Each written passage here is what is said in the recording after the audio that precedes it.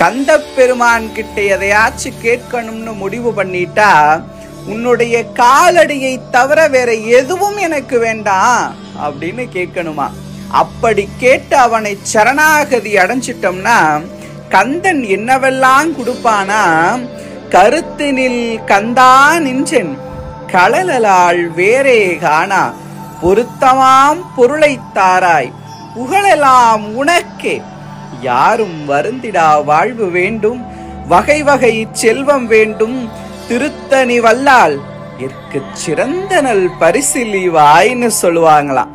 அதாவது கந்தன் காலடியை அடைந்ததற்கு பின்பு கந்தன் தேடி வந்த அடியவர்களின் தேவையை தேடி தேடி போய் தீர்த்து வைக்கக்கூடிய தெய்வம்.